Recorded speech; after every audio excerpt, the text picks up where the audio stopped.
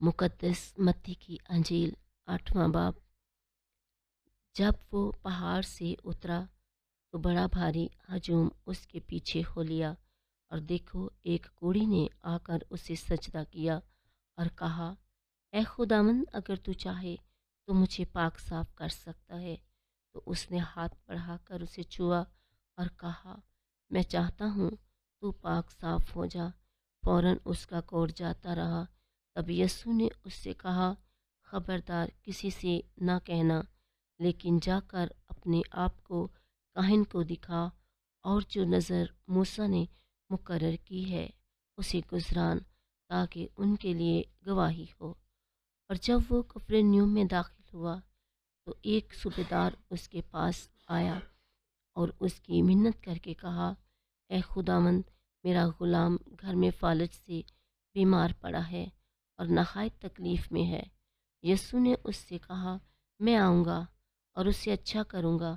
तो सूबेदार ने जवाब में कहा, ए खुदावंद, मैं इस लायक नहीं कि तू मेरी छत के नीचे आए, बल्कि सिर्फ बात ही कह दे तो मेरा ग़ुलाम अच्छा हो जाएगा, क्योंकि मैं भी आदमी हूँ जो दूसरे के अख्तियार में हूँ, और सिपाही मेरे मुताहित हैं।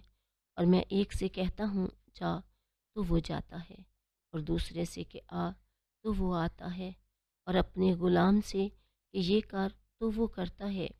यीशु ने ये सुनकर तज्जुब किया और उनसे जो उसके पीछे हो लिए थे कहा, मैं तुमसे सच कहता हूँ कि मैंने इतना बड़ा ईमान इसराइल में भी नहीं पाया।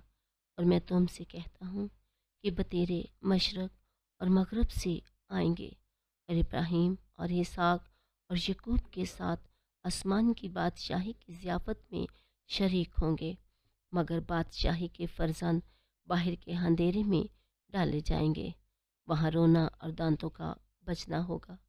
तब यीशु ने सूबेदार से कहा, जा, जैसा तेरा ईमान है तेरे लिए वैसा ही हो। और उसी घड़ी ग़ुलाम अच्छा हो गया। और यीशु ने पतरस के घर में आकर देखा कि उसकी सांस तब से पड़ी है, और उसने उसका हाथ छुआ, और तब उस पर से उतर गई, और वो उठ खड़ी हुई और उसकी खिदमत करने लगी। जब शाम हुई तो बतेरे असेबजदों को उसके पास लाए, और उसने बात ही से बदरूहों को निकाल दिया, और सबको जो बीमार थे अच्छा किया, ताकि जो इशाया नबी की मार्फत कहा गया था वो पूरा हो, कि उसने आप हमारी कमज़ोरियाँ ले लीं और बीमारियाँ उठा लीं। जब यीशु ने बहुत बड़ा हजूम अपने चौगिर्द देखा तो पार चलने का हुक्म दिया, और एक फ़कीह ने पास आकर उससे कहा, ए उस्ताद, जहाँ कहीं तू जाएगा मैं तेरे पीछे चलूँगा।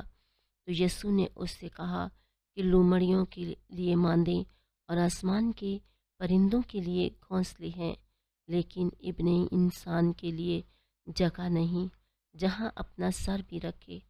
किसी और ने जो शागिर्दों में से था उससे कहा, ए खुदावंद, मुझे इजाज़त दे कि पहले जाकर अपने बाप को दफन करूं। मगर यीशु ने कहा, तू मेरे पीछे हो ले और मुर्दों को अपने मुर्दे दफन करने दे।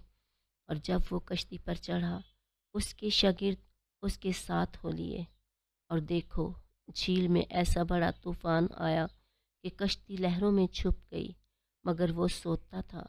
तब उन्होंने उसके पास आकर उसे जगाया और कहा, ए खुदावंद, बचा, हम हलाक होते हैं। और उसने उनसे कहा, ए कम इत्का दो, तुम क्यों डरते हो। तब उसने उठकर हवाओं और झील को डांटा तो बड़ा अमन हो गया, और लोग तज्जुब करके कहने लगे कि ये किस तरह का आदमी है कि हवाएं और झील भी इसकी मानते हैं। जब वो पार होकर जरजासियों के मुल्क में पहुंचा तो दो असीब ज़दा कब्रों से निकलकर उसे मिले। वो ऐसे तुन थे कि कोई उस रास्ते से गुजर नहीं सकता था। और देखो, उन्होंने चलाकर कहा, ए खुदा के बेटे, हमें तुझसे क्या वास्ता? क्या तू यहाँ इसलिए आया कि वक्त से पहले हमें अजाब दे और उनसे काफ़ी दूर سوروں کا ایک بڑا غول چرتا تھا۔ بدروحوں نے اس کی منت کر کے کہا، اگر تو ہمیں یہاں سے نکالتا ہے تو ہمیں ان سوروں کے غول میں بھیج دے۔ تب اس نے ان سے کہا، جاؤ۔ تو وہ نکل کر سوروں میں چلی گئیں، اور دیکھو سارا غول کنارے پر سے جھیل میں کود کر پانی میں ڈوب مرا۔ تب چرانے والے بھاگے اور شہر میں جا کر سب ماجرا اور ان کا حوال بیان کیا جن میں بدروہیں تھیں، اور دیکھو سارا شہر یسوع سے ملنے کو نکلا اور اسے دیکھتے ہی منت کی کہ ہمارے علاقے سے باہر چلا جا۔